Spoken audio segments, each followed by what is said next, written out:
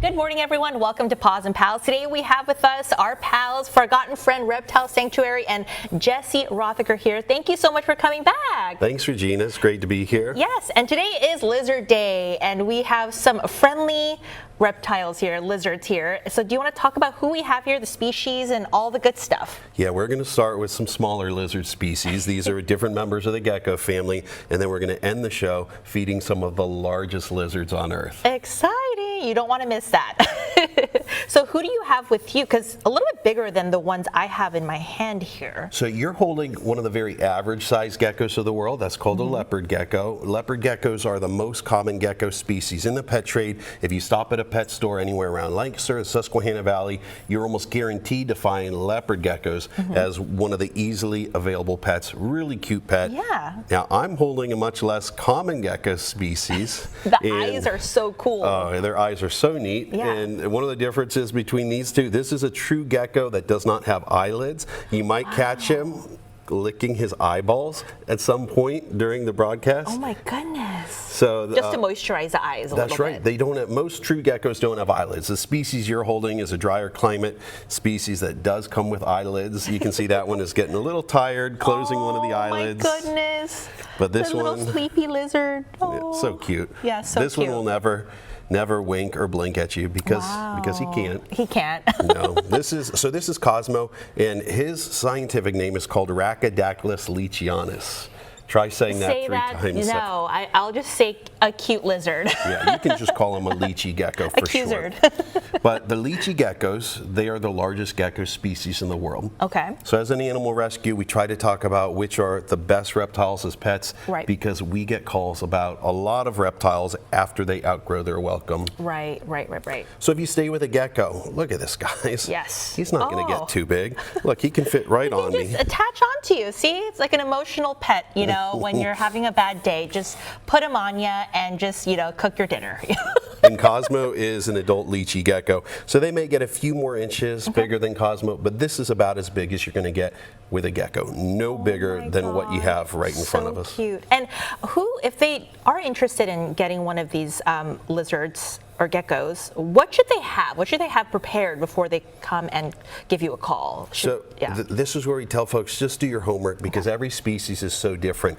The ones you're holding are from the Middle East, Pakistan, Afghanistan, Iran. The one that is on my chest is from New Caledonia, which is like an island that's closer to Australia. So these are very different habitats. They have different lighting requirements. They have different heat and food requirements. We actually have a bug subscription to feed these ones. A lot of people get a subscription to like a magazine or a streaming service. We have subscriptions for live bugs for these reptiles.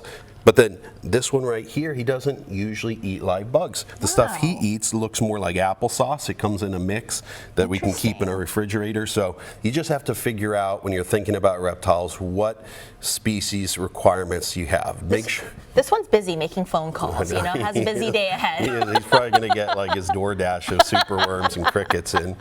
That's so cute. All right, so you do have more critters here for us to check out. So let's take a pause and say goodbye to these ones and bring in your next guest. Okay, now we have different lizards. We have a bearded dragon here who is very majestic. And who do you have with you? This is Marvin, and Marvin is called a black-throated monitor. He is one of the larger African monitor lizard species. Oh, look at that tongue. Oh my goodness, kind of like a snake almost. Yeah, monitor lizards are carnivores like snakes, and so they have that forked snake-like tongue. It's their sense of smell and it's their sense of direction, and it's important because they're meat eaters, and so they need to have a good sense of direction to find their food. And right now, I think he's finding some delicious crab meat here that will maybe feed. But what, you said that there's like a fun fact about them, that they might get a little bit big. Oh yeah, now you don't want to feed him on your fingers. Oh gosh. Because he will grab on. Oh geez, But he loves to eat off of a fork, so let me get the first one for him. Yeah, go ahead. So monitor lizards include the world's largest lizard. The Komodo dragon is also a monitor lizard. And so right now, even though both of these guys are the same exact size from head to tail, the bearded dragon, the monitor lizard currently are the same size.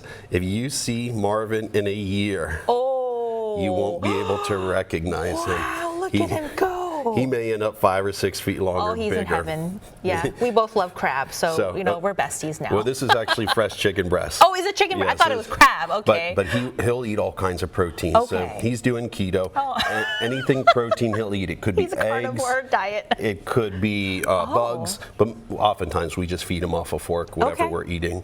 So you just hold that. So it's not kinda like gently. a snake where they'll literally grab really quickly. It's Mm-hmm. more of like a slow eating process. Well, he is maybe He's a not. baby, too. He is, and he's not the example of a true monitor lizard in the wild because he's spoiled because he is fork fed. Yeah. So he is used to eating a little bit more slowly, and he's used to eating a lot of what we eat. So if we're having eggs for breakfast, we tend to give Marvin some eggs for breakfast. If we're having turkey for dinner, That we is like to give him a little so piece. precious. So just for variety, we like to mix up a few of the things that he gets.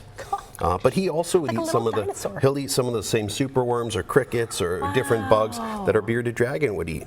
Now, would the bearded dragon also eat the chicken? No, the bearded dragon, I mean, eventually, potentially could eat some chicken, but bearded dragons are omnivores and they would typically eat a mix of bugs and fruits and veggies. And so that's one of the important things when you're selecting a reptile. Is this too much? That is a little too much. When you're selecting a reptile, that's one of the things that you need to know is exactly what each one needs to eat. So if you're looking for something like a bearded dragon, you need to give them a mix of salad and fruits, and the types of proteins they're eating are usually like crickets and roaches and superworms. Oh my goodness. Where the monitor lizard, they're going to start right now eating little bites of chicken that maybe you got from the grocery store. Yeah. But they could end up eating much, much bigger prey items because Marvin here could end up 5 or 6 feet long, dozens you're of pounds. Yeah, kidding. he is enormous. He's one of the larger lizard species on Earth. Well, if you want any information on these adorable critters here, lizards actually, not critters. But they're critters, they're animals, they're reptiles, but specifically they're lizards. Yeah, lizards, and also with Forgotten Friend Reptile Sanctuary, Jesse here has so many different variations and one that could fit perfectly within your family. If you want any information there, look for Paws and Pals on WJL.com. We'll send it back to you.